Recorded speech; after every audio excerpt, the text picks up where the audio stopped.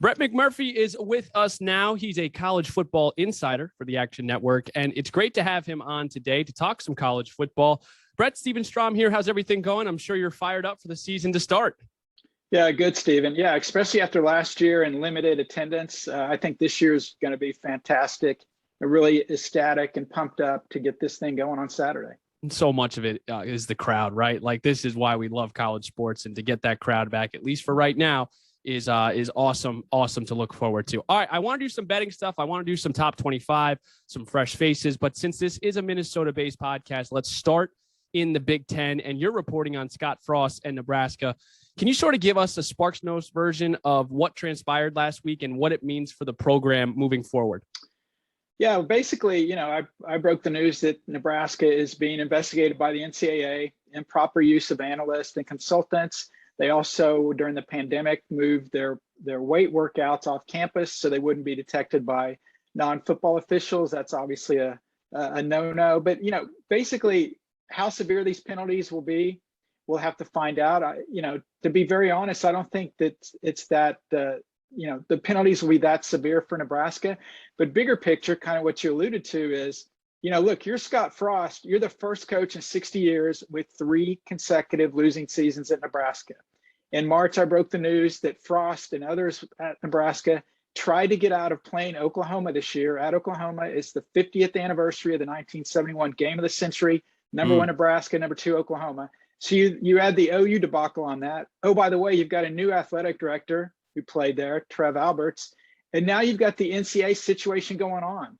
So I think this is a very critical year for Scott Frost. I thought going into the year he was, one of the cliched hot seat coaches. Now, because of this NCAA stuff, even as minor as it may be, it's just you're adding another log to the fire. And it's weird to say there's a must-win game in week 1 out of the gate, but it is a must-win for Nebraska and the Fighting Brett Bielema's right out of the gate. Because if he loses that game, I think they got Fordham and Buffalo in the non-conference schedule. Certainly they're probably going to lose that game in Norman. So the heat, I think, will get turned up even more on Scott Frost. And I just want to say, I, like probably a lot of other people, I thought Frost would crush it at Nebraska after what he did at UCF.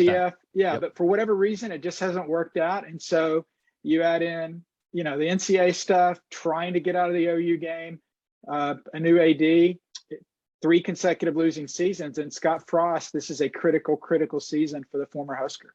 Nebraska plays Illinois on Saturday. That's what Brett is alluding to. It's a huge game, as he talked about. Who's on the hotter seat, you think, for the Big Ten, Jim Harbaugh or Scott Frost? I think Scott Frost is. I think Harbaugh, I've always felt this with Harbaugh.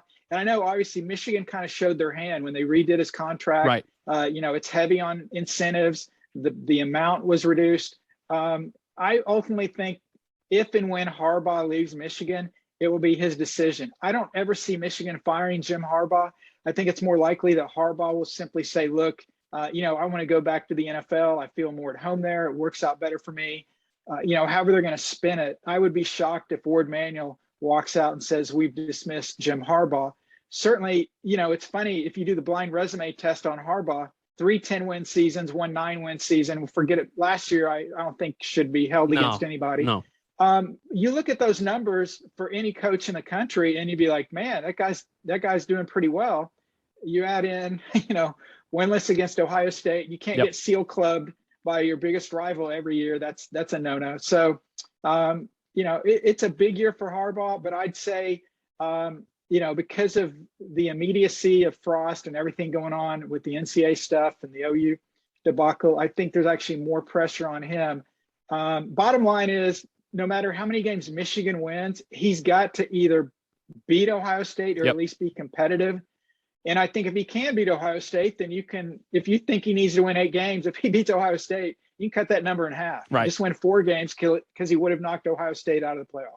It's the same way, and we'll stick in the Big Ten. We're here with Brett McMurphy. We'll stick in the Big Ten in Minnesota. It's the same way PJ Fleck with Wisconsin. I mean, that was one of the first questions in his press conference when he got here was, hey, you can win 1 game, and as long as you beat Wisconsin, we're good with that. But I think that's hyperbole, as we all think.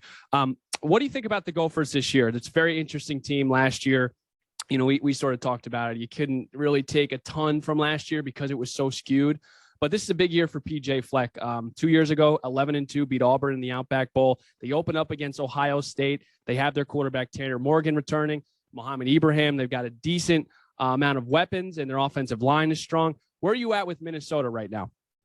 Look, I think, like I told you, I thought Frost would crush it at Nebraska. I'll be honest. I wondered if PJ would be successful at Minnesota. And I know what he did, in the MAC, but I just thought this is a step up. It's a degree of difficulty and all that. He has totally surprised me how he's built the program up.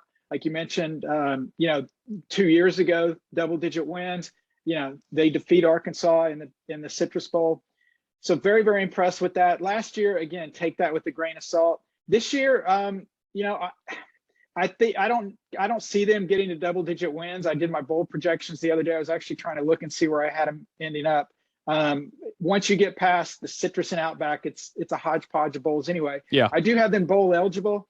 I think probably around 8, maybe 9 wins is more realistic. But look, I think PJ has exceeded not his, but I think the media's expectations. Maybe not in Minnesota, but I think nationally.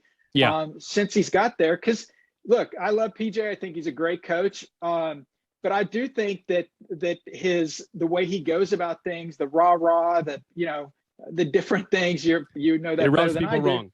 It really does. If you're not part of that program, if you're not on board with that, you see it from a distance and think that, this guy's not genuine. I totally disagree. It is genuine. Dude, that's just how he is. Yep. I lived down here in Tampa. He was an assistant with the Bucks, or affiliated with the Bucks for a while. And everyone I've talked to, that's him. That's how he is. Nobody's on the fence with PJ. Yep. That's for sure. But I see him getting to a bowl. I don't think they can win their division. I would be surprised by that. I just think there's too much talent with the Badgers. But I do see another bowl win. Whether that, certainly he's not in the hot seat, or whether that's satisfactory for Minnesota fans, you'd have a better read on that. It's funny. I just wrote down, I had an Iowa writer on last year, and people do feel like PJ Fleck is he is flamboyant. He does rub people the wrong way. And Kirk Ferentz actually used all 3 of his timeouts at the end of the game last year. People listen, if you are willing to dish it, you got to be able to take it. And I think a lot of guys around the Big Ten kind of feel the same way as you as far as the rah-rah goes. And we saw an example of that with Kirk Ferentz and Iowa. You know what? Steve Spurrier at Florida was, you either loved him or you hated him. And you know what? Spurrier loved that, because what it did is you got the opponent so focused on the opposing coach and whatever stuff he's doing that Spurrier actually thought that was an advantage for him. He's like, fine, let them hate me. Let them put all their attention on me, all their focus on me, all their effort into hating me and doing all these different things. So maybe, PJ's, maybe he's a little bit smarter than the rest of us. But if you've got Kirk Ferentz burning timeouts, certainly he's gotten under his skin. Yeah. I'm an Oklahoma State grad. Les Miles was there. He got under Bob Stoops' skin, had success against Oklahoma when nobody else did. So maybe PJ's on to something. We're here with Brett McMurphy. Let's do the top 25 right now. That came out last week. There's always a team, right? And for me, I think it's Iowa State. There's always a team that's up there, and people think that they're going to have a huge year, and then they end up falling out of the top 10, and they're nowhere near to be found at the end of the year. Do you have any teams in the opening AP top 10 that you think is maybe a little bit got a little bit more love than they probably should have? No, I think, look, you're basing, I vote in the AP poll. I had Iowa State 7th. I think they deserve to be 7th. The big question for Iowa State is they go from being the hunter to the hunted. Now they've got a big bullseye on their chest, and it's a lot different. How do teams handle that? Some teams handle it well. Some teams can't handle that. Also, they're playing Iowa. I don't have it in front of me. They haven't beat Iowa in 100 years, it seems like. They're projected to be a touchdown favorite against a team they haven't beat in several years. That's obviously a different circumstance there. How will they deal with that? And you're right. There's been at least one team every year for the past 20 years, except with the exception, I think, of one season, where a team that was ranked in the preseason top 10 ended the season unranked. I think certainly Iowa State could be a candidate. Maybe North Carolina. I think they slipped in there at 10. Love the quarterback. Yeah, I love Sam Howell. They're getting all this attention they've never had before. How do they deal with that? Obviously, Clemson's the class of the ACC. North Carolina below that. After that, they basically drop off the cliff in that conference. So I don't know how much the rest of that conference will challenge them. But Iowa State has done something that a lot of schools have not done, and they've been able to go in and beat OU and Norman. But can they handle the role of being a favorite, of being the it team, if you will? Certainly, you look at the talent they have; they're loaded. But it's a different mindset. We'll have to see how they handle that. And obviously, Matt Campbell has done an incredible job there with the Cyclones. Makes such a good point too, because it is a lot easier to play that underdog mentality. Yeah. It's sort of the same way with Minnesota, I think, a little bit last year when you come off an 11-2 year, all of a sudden people's eyebrows raise a little bit and they say, all right, we're going to be ready for you. We're not going to be, it's a lot, I think, easier mentality wise to go in and say, no one thinks we're going to win. Let's just play our game. Let's play loose and see what happens. And now when you are the hunted, you've got to be ready every single week. So I think that's a really good point on Iowa State. And you know what PJ is going to find out real quick if he hasn't already. Now that he had that 11-win season, anything that doesn't get to those 11 wins is going to be a disappointment. Is that fair? Absolutely not. But I've seen it every fan base in America. Once you reach a certain level, if you don't reach that level every year, everyone goes, well, in 2019 we did this, in 2015 we did whatever it is. We won a championship, we won a division, we won a conference title, we won a national title. Nick Saban tells a great story. One year they lost in the national championship game. It was the off season. He was at dinner and this little old woman came up and asked if he could take a picture with him. And as they're taking the picture, she squeezed his arm and says, hey, better luck next year, coach. I hope things work out for you. And he thought to himself, I just went 12-1 and lost in the national championship. She's acting like I went 3-9, but that's how the fans are. So sorry, PJ, you had a great 11-win season in 19. And now if you don't match it, everybody's going to wonder what's gone wrong. Couldn't agree anymore. Let's do two more. Heisman Trophy odds. We've got a plethora of quarterbacks here.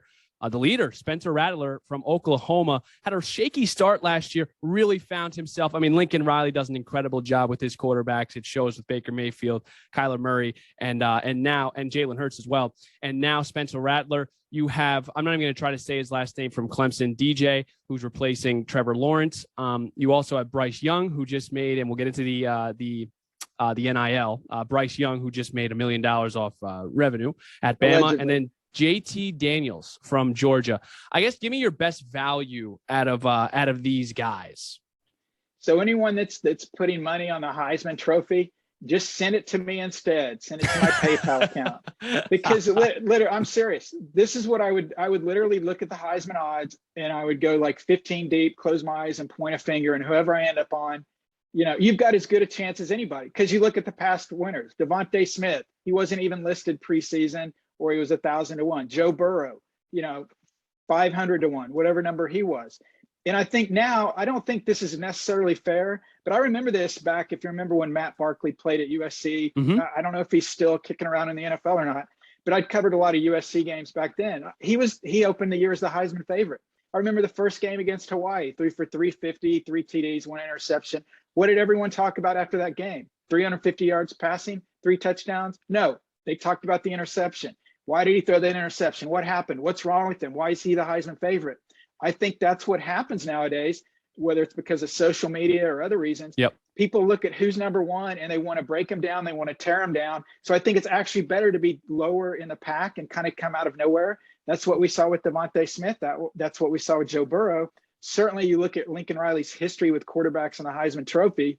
It's incredible. So you think Spencer Rattler will put up the numbers. But look, if you want to pick a team that's going to have a maximum of 2 losses, that plays on a team that only has the maximum of 2 losses, because it's become a team award as much as an individual award.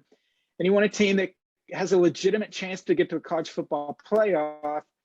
And then if you can kind of hone in on that and you're accurate, and then pick who you think their best player is going to be, you're going to have as good a shot as anybody. But I wouldn't take any of that. Look, I think all those guys have great shots. I would not take a shot at any of those guys in the top 4, because quite frankly, their odds aren't good enough. It's not worth it. Yeah. Putting money on them. Juice isn't worth the squeeze. All right. 2 really, really quick ones. Let's do the NIL. I just want to get your reaction to that real quick.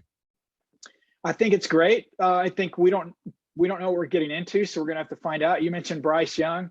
Saban happened to mention that Young was making nearly 7 figures. He happened to mention that while he was speaking to all of the Texas high school coaches. So keep in mind, coaches do one thing 365 days a year, and that is recruiting. So that's exactly what he was doing, was saying a message to those guys. Look, I think these players should be able to earn money. I love it that I've seen a lot of offensive lines around the country are being sponsored by barbecue joints. That is tremendous. You've seen some players, I think De'Aaron King, maybe Sam Howell, have said they're going to share some of their money they earn with their teammates. That's great also. Yep. But yeah, it's going to, I don't know how it's going to end up, but I think it's great that these players finally can get compensated some way. And I think eventually somewhere down the road, it's going to get to the point where these players will be being pay for play. Yep. I really think that's why OU and Texas went to the SEC, because the SEC and OU and Texas realized that's in the very near future. So we want to be aligned with the best conference, the most financially rich conference, so we can afford to do those things. Because if you're not able to pay your players, then certainly that's going to hurt you in recruiting quality players. Awesome stuff today. I'll let you go. 8 to 10 minutes I asked for. You gave me a lot more. I really appreciate it. Really great spot here with Brett McMurphy. Make sure to follow him on Twitter at Brett McMurphy. College Football Insider did a great job on the Nebraska story. Make sure, if you're a college football fan, make sure you're following him on Twitter, reading his stuff. Does an outstanding job for the Action Network. Thank you again, Brett, and have a great weekend. You got it. Thanks for having me.